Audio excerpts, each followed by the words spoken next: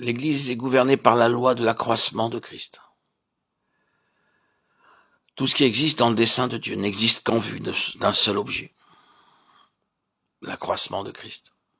Tout ce que Dieu a institué en tant que part de l'ordre céleste dans l'Église a été institué en vue de ce but.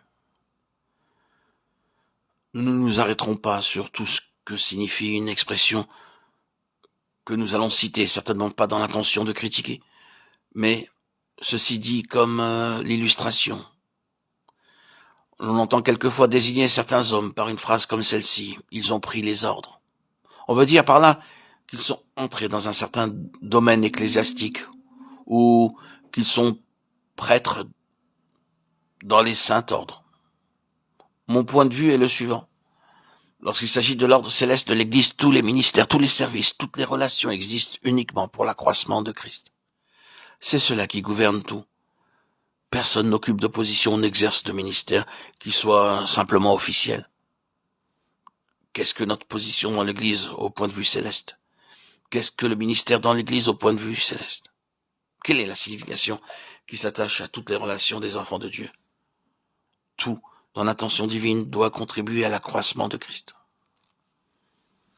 Je suppose que nous acceptons cela en ce qui concerne les ministères spéciaux, et cependant, cela peut avoir besoin d'être vérifié. Ceux qui exercent ces ministères spéciaux n'ont pas pour tâche de faire des prédications ou de prêcher des sermons.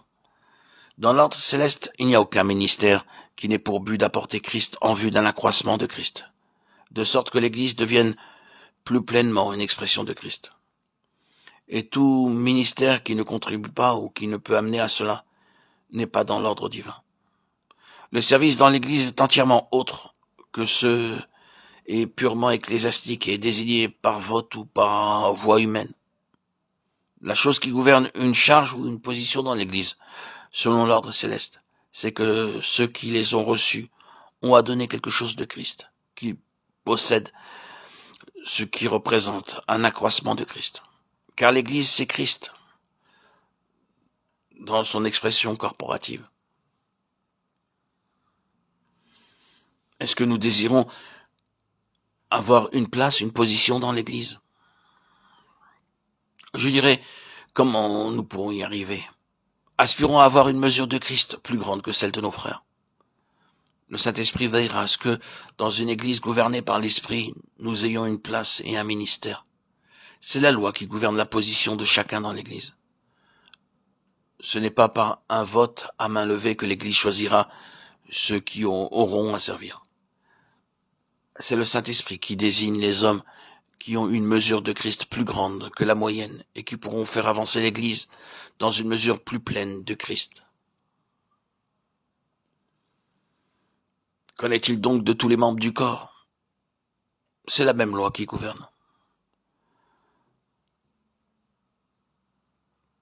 Nous pouvons laisser toute la responsabilité à ceux qui sont capables de prêcher la parole et dire c'est leur devoir de nous apporter Christ, de nous édifier en Christ. Ils nous montreront le chemin et nous apporteront la parole de Dieu en vie. Mais ensuite, le fait même que nous sommes membres du corps de Christ nous place sous cette même loi et nous sommes tous appelés personnellement à être dans le corps des jointures et des articulations qui fonctionnent pour l'unir. Nous sommes tous engagés dans l'œuvre mutuelle de l'édification du corps et de l'accroissement de Christ.